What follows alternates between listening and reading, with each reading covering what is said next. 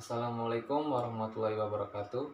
Perkenalkan, nama saya Muhammad Farul Ramadan dengan NIM 21060100220. Mata kuliah Manajemen Pemasaran. Serta yang terhormat, dosen pengampu Ibu Ima Sukaisi, SEMM. Saya di sini bertujuan menyampaikan materi tentang manajemen pemasaran sebagai berikut. Yang pertama, manajemen pemasaran dan 4P7P. Yang kedua, pemasaran digital dan e-commerce. Yang ketiga, promosi strategi komunikasi. Yang keempat, strategi dan pengembangan produk. Yang kelima, branding dan manajemen merek. Yang keenam, riset pemasaran. Dan yang terakhir yaitu analisis pasar dan perilaku konsumen. Oke, kita langsung saja masuk ke materi pertama, yaitu tentang konsep dasar pemasaran dan 4P7P. Konsep dasar pemasaran adalah mengidentifikasi kebutuhan dan keinginan konsumen dan memenuhinya dengan produk atau jasa yang dihasilkan oleh perusahaan. Beberapa aspek yang menjadi fokus dalam konsep dasar perusahaan adalah pemahaman konsumen, keunggulan produk, komunikasi efektif, dan kepuasan pelanggan. Di sini juga terdapat pengertian dari konsep dasar pemasaran menurut Philip William J. Schultz. Manajemen pemasaran ialah merencanakan, pengarahan, serta pengawasan seluruh kegiatan pemasaran perusahaan ataupun bagian dari perusahaan. Konsep dasar manajemen meliputi beberapa aspek seperti perencanaan, yaitu manajemen harus memahami tujuan organisasi dan merencanakan strategi untuk mencapai tujuan tersebut. Yang kedua, pengorganisasian. Manajemen harus memastikan bahwa perusahaan itu memiliki struktur organisasi yang tepat dan efisien untuk mencapai tujuan. Yang ketiga, pengarahan, yaitu manajemen harus mengarahkan dan memimpin karyawannya agar bekerja sesuai dengan rencana dan tujuan organisasi. Yang keempat, pengawasan, yaitu manajemen harus memantau kinerja perusahaan dan mengambil tindakan korektif jika terdapat masalah. Next, ruang lingkup manajemen pemasaran adalah penetapan harga, pengembangan produk, distribusi, promosi, branding, analisis pasar pesaing, manajemen hubungan pelanggan, dan manajemen kinerja pemasaran. Ruang lingkup manajemen pemasaran terus berkembang seiring perkembangan teknologi dan perubahan perilaku konsumen. Perusahaan perlu memperhatikan semua area ini dan menyesuaikan strategi pemasaran mereka agar relevan dengan pasar yang terus berkembang. Oke, tadi kita sudah membahas konsep dasar manajemen. Sekarang kita lanjut membahas mengenai 4P dan 7P, manajemen pemasaran. Pemasaran 7P, produk, yaitu merupakan barang atau jasa yang ditawarkan perusahaan kepada konsumen. Price, merupakan jumlah uang yang harus dibayar konsumen. Dalam konteks 7P, mencakup diskon, skema bunga, dan kebijakan harga. Place, merupakan lokasi atau kanal distribusi di mana produk atau jasa dalam konteks 7P juga mencakup lokasi toko, sistem distribusi. Promotion, mencakup berbagai metode atau aktivitas untuk mempromosikan produk atau jasa. People, yaitu merupakan karyawan atau staf perusahaan. Proses, mencakup serangkaian langkah atau proses. Physical, evidence, mencakup berbagai bukti atau tanda yang dapat memberikan kesan positif. Di sini saya akan menjelaskan contoh dari penerapan 7P pada suatu industri. Perusahaan makanan seperti Hokben menggunakan bauran pemasaran 4P dan 7P meliputi menu produk, harga, tempat penjualan, promosi, dan kualitas layanan pelanggan. Oke, tadi kita sudah membahas materi yang pertama. Sekarang kita langsung saja lanjut ke materi yang kedua, yaitu pemasaran digital dan e-commerce. Pemasaran digital adalah penggunaan teknologi digital untuk mempromosikan produk atau layanan dan membangun hubungan dengan pelanggan. E-commerce adalah proses penjualan dan pembelian produk dan layanan melalui internet. Nah, di sini ada juga berbagai macam jenis e-commerce. Yang pertama yaitu business to business. Contohnya Alibaba.com yang menyediakan barang jualan. Yang kedua, business to customer. Contohnya seperti Shopee, Lazada, dan Tokopedia, dan masih banyak yang lain. Masih banyak lagi. Yang ketiga yaitu customer to customer.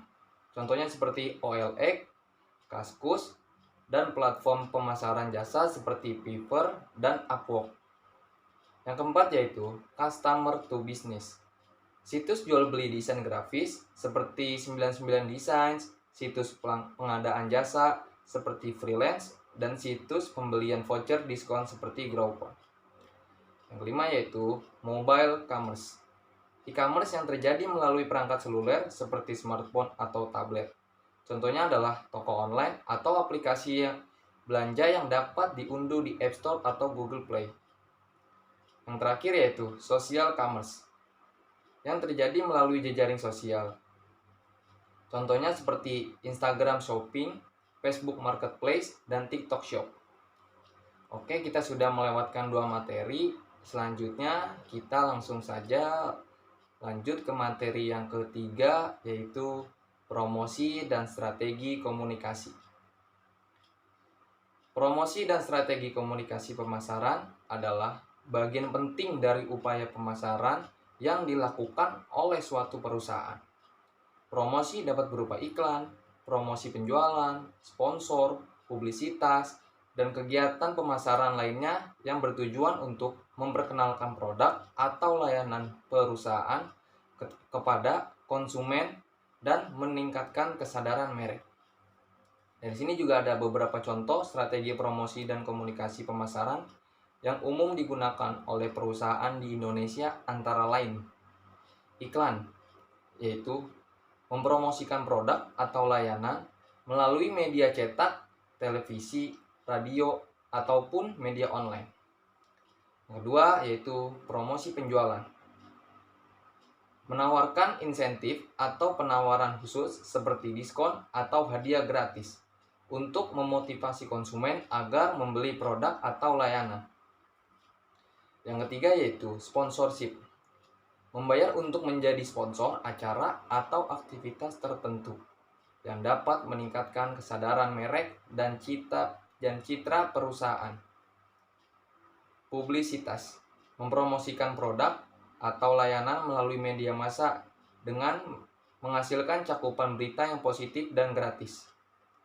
Terakhir, komunikasi langsung. Mengirim pesan ke konsumen melalui email, surat, ataupun pesan teks. Oke, di sini kita langsung saja membahas materi selanjutnya, yaitu tentang strategi dan perkembangan produk. Strategi produk adalah rencana yang dibuat oleh perusahaan untuk mengembangkan, memasarkan, dan mempertahankan produk atau jasa yang ditawarkan kepada pelanggan. Strategi produk meliputi pengembangan produk, diferensiasi produk, dan penentuan posisi pasar produk di dalam pasar yang ada. Dan di sini juga ada manfaat dari strategi produk, yaitu memungkinkan perusahaan untuk mengembangkan produk yang tepat, memasarkan produk dengan cara yang efektif, dan mempertahankan produk agar tetap relevan di pasar yang semakin berubah. Untuk melakukan strategi produk yang tepat, perlu dilakukan beberapa langkah antara lain. Yang pertama yaitu analisis pasar, segmentasi pasar, pemilihan sasaran pasar, pengembangan produk, penentuan harga, promosi, dan distribusi. Nah, di sini saya juga akan menjelaskan tentang pengembangan produk. Pengembangan produk adalah suatu proses menciptakan atau memodifikasi produk atau jasa yang sudah ada agar lebih bermanfaat atau memiliki nilai tambah bagi konsumen. Tujuan adanya pengembangan produk yaitu untuk meningkatkan daya saing perusahaan di pasar, meningkatkan penjualan, memenuhi kebutuhan pelanggan, serta meningkatkan keuntungan perusahaan. Oke, kita sudah membahas materi tentang strategi produk dan pengembangan produk. Oke, next, selanjutnya kita akan membahas materi tentang branding dan manajemen merek.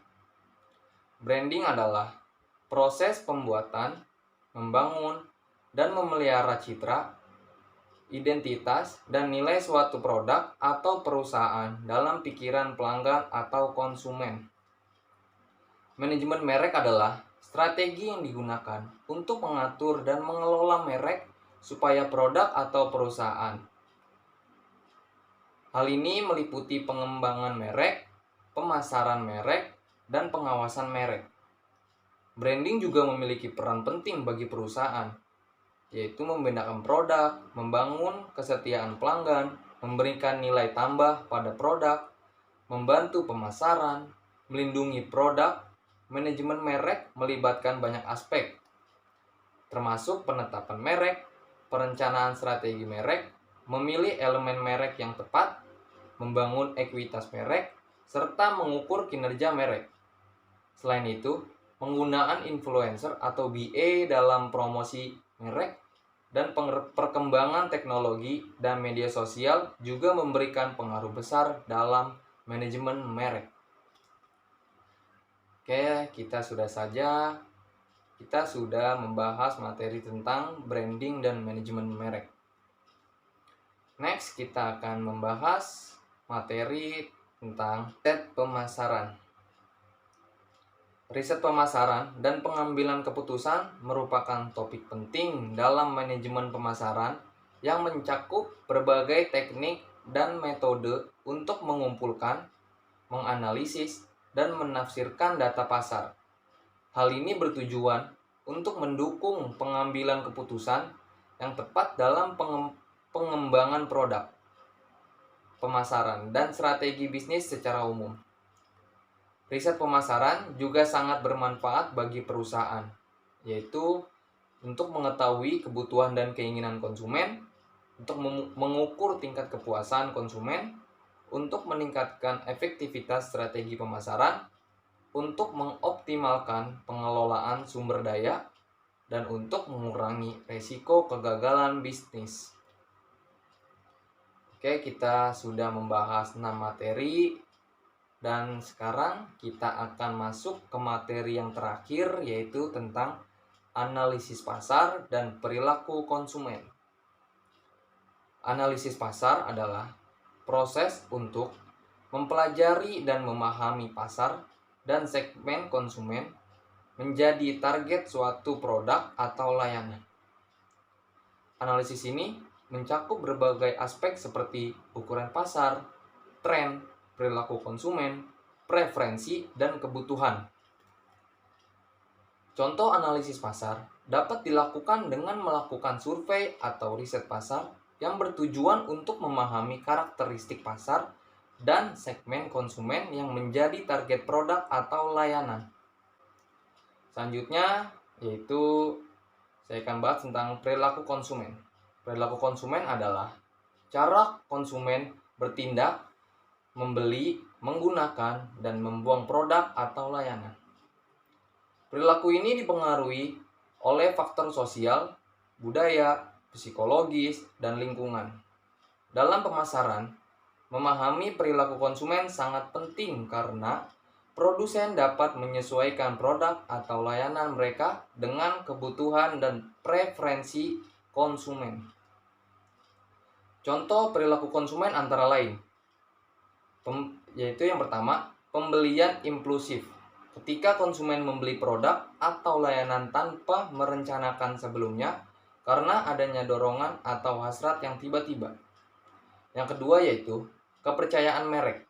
Ketika konsumen memiliki preferensi terhadap merek tertentu dan memilih untuk produk yang menggunakan merek tersebut. Yang ketiga yaitu pencarian informasi. Ketika konsumen melakukan riset atau mencari informasi tentang produk atau layanan sebelum membeli. Yang keempat yaitu kesetiaan merek.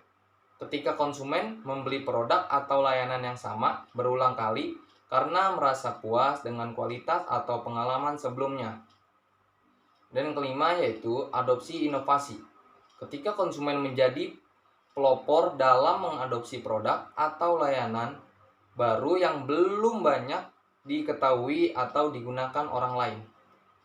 Oke, tidak terasa kita sudah nyampe materi yang terakhir dan mungkin cukup itu saja yang bisa saya sampaikan. Kurang dan lebihnya mohon maaf. Wabillahi taufiq walhidayah. Wassalamualaikum warahmatullahi wabarakatuh.